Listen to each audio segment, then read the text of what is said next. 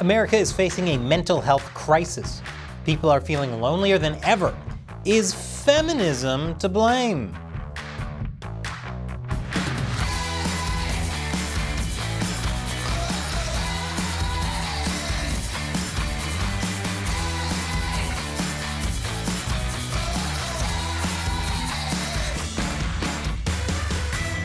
Welcome to America Uncovered. I'm Chris Chappell.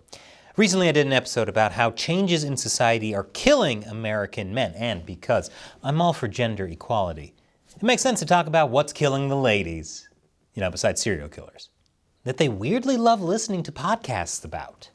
Women don't have it easy, especially adolescent girls. According to the Centers for Disease Control, high school students are suffering an ever-worsening mental health crisis.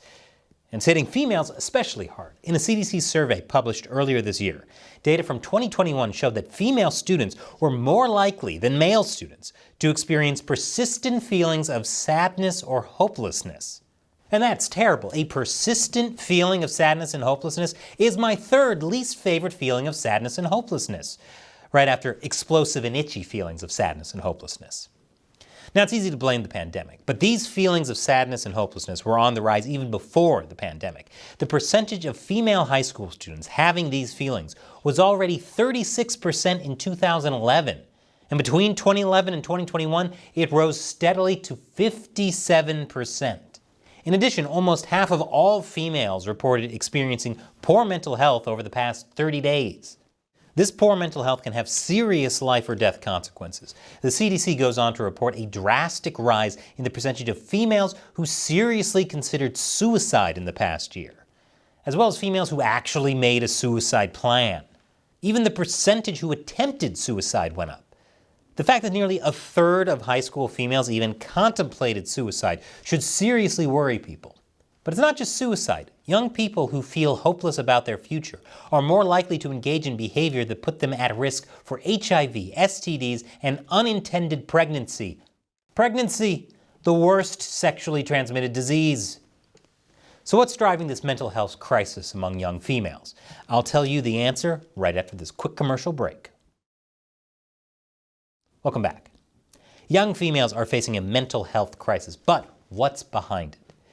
If I had three guesses, it'd be social media, and social media. And I'm not far off. The U.S. Surgeon General pointed to the negative impact of social media. According to him, social media could be perpetuating body dissatisfaction, disordered eating behaviors, social comparison, and low self-esteem. Girls are especially susceptible to this. One study found that there was a stronger link between social media use and depressive symptoms among 14-year-old girls than boys of the same age. What? You mean TikTok's bold glamour filter is causing body image issues? No way. Researchers say just minutes on social media significantly raises the risk of poor body image. I mean, come on, how can you compete with these looks? Now, you might think a solution would be to have more body-positive content, except another study found that could make things worse. Now, it's hard to say the exact correlation between social media and mental health issues. Many reviews of these studies find the connection to be weak or inconclusive. They've even found conflicting results. The American Psychological Association said using social media is not inherently beneficial or harmful to young people.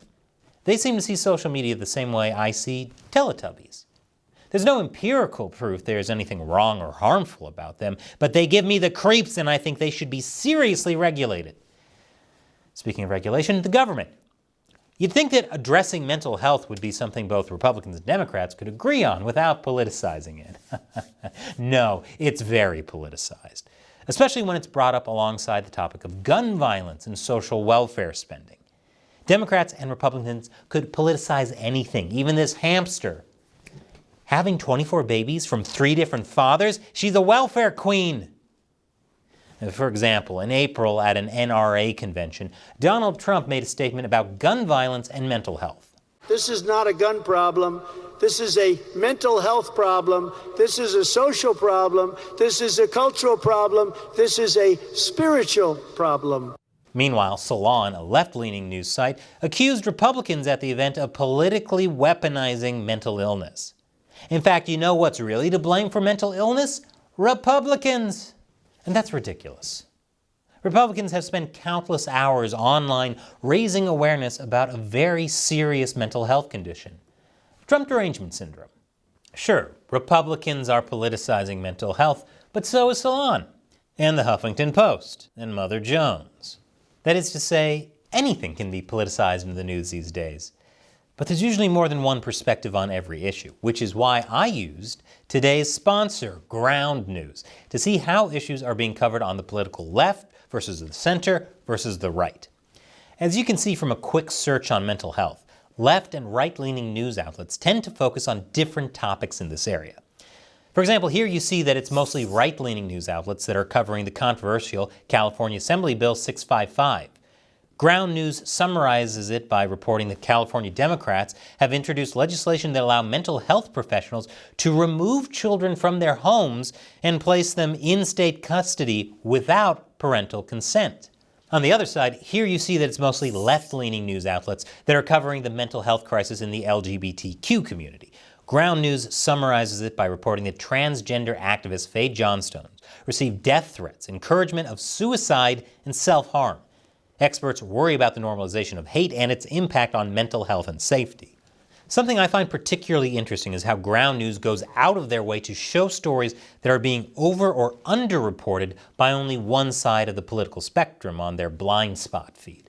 It helps break through echo chambers and media bubbles caused by clickbait headlines and manipulative algorithms. I've been following topics like public health to get breaking news and even blind spot stories that I might have otherwise missed.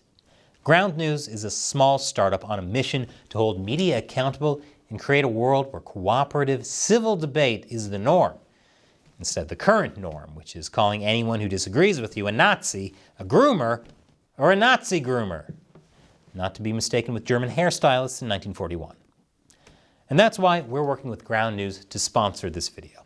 It's a great place to go if you want to be more informed than the average news reader. It'll help you think freely and see all sides of every story. And it's also just really interesting to see all the hidden biases in the media. Sign up at ground.news/America Uncovered or subscribe through my link before July 5th and get it for 30% off, as little as $5 a month. Now, back to the topic at hand. Young females are definitely not the only ones being affected by the mental health crisis. I'll tell you more after the break. Welcome back. It's not just adolescent females who are suffering from the mental health crisis. Working women are being affected as well. Turns out 9 to 5 was an unrealistic portrayal of how corporate America works. Why would you lie to us, Dolly? And yes, we make very diverse references on this show. More women than ever are working, reversing the pandemic slump. And yet it seems that they're feeling even worse. Part of it is because of the work itself. Many feel lonely as they climb the corporate ladder. According to a recent study, nearly 70% of working women said they felt unsupported, and over half said they felt lonely or isolated because of their job. Women feel a sense of loneliness driven by isolation, lack of support, and being unable to be their true selves at work. And it gets worse the more senior they get in their jobs. Which is why I've always said women have no place in the workplace. What's that, Shelley? What do you mean you quit? I can't run this show without you. What, I'm the hypocrite? You're the hypocrite. You're right, I don't know what that word means. Women. According to researchers at University College London and Queen Mary University of London, women also have a higher risk of depression than men if they work long hours. This is also consistent with the 2014 study by the University of Texas that found women in positions of power show more signs of depression than men. And not just because we men don't show our emotions. We bottle them up and keep it a secret. Like that thing I did last summer. What thing? Don't worry about it. It's no surprise then that women are far more likely to be on antidepressants than men, especially if they're middle-aged or older. This data is from 2015 to 2018, before the pandemic, so it could be much higher now. Part of it is related to biology. Studies have found that women's risk of having an episode of major depression is 2 to 4 times higher around menopause than at other times during their lives. It's even greater for women who have had a previous episode of depression. But there has to be more to it than just that. The number of women on antidepressants has been on an upward trajectory over the past decade. What's driving women to be more miserable? Besides the lack of pockets in every single dress. This is the patriarchy at work. Speaking of the patriarchy, some conservatives blame modern feminism for making girls and women miserable. They say that 60 years of feminism hasn't made women any happier.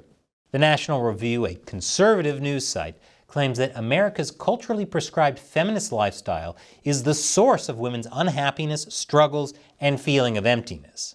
Now, it's not that conservatives are against the equal treatment and dignity of men and women. What they're concerned about is how modern feminism, according to them, encourages unwed parenthood, easy divorce, hookup culture, and the pursuit of career at the expense of family in the name of empowerment, which, in turn, paves the way for lifestyles that feed into the mental health crisis. They're also concerned about the effects of porn on women. Not so much watching it, but, well, OnlyFans. So, is feminism to blame for women's unhappiness? It kind of depends on how you define feminism. To some, feminist porn would just be a clothing catalog filled with dresses that have pockets. Can you tell that we have women writers on staff? Many feminists are proponents of hookup culture. One senior editor for The Atlantic called hookup culture an engine of female progress, one being harnessed and driven by women themselves. Some are also advocates for porn, or at least what they consider good porn. Does that imply that there are porn critics out there? I don't want to know what their two thumbs up are up in. But there are others who believe that hookup culture doesn't equal feminism, and that it's even anti-feminist. The same goes for porn. Regardless of how people interpret feminism, the data is clear. Casual sex is connected to mental illness. And there's a link between using porn and loneliness. Which makes sense. It's like how watching a cooking show doesn't make you less hungry. It just reminds you of all the delicious savory foods you don't have and will probably never taste. Just like men, women also need to form healthy, stable social relationships. Using social media less and working in moderation can also help. And the last thing women should be doing is comparing their appearances or careers with others, because that's only going to lead to constant disappointment. Career is important, but it isn't the only thing in life, and it can't define people's identity and larger purpose. And no one should define themselves based on social media, ever, at all, in any way. Except maybe by how much America Uncovered you watch. I'm kidding. We love it when you watch the show, but get some fresh air too. And as I mentioned, this episode is sponsored by Ground News. It's a great tool to help you stay well informed about what's happening in the world and how it's being covered by all sides of the political spectrum. Check it out at ground.news/America Uncovered or click the link below. Once again, I'm Chris Chappell. See you next time.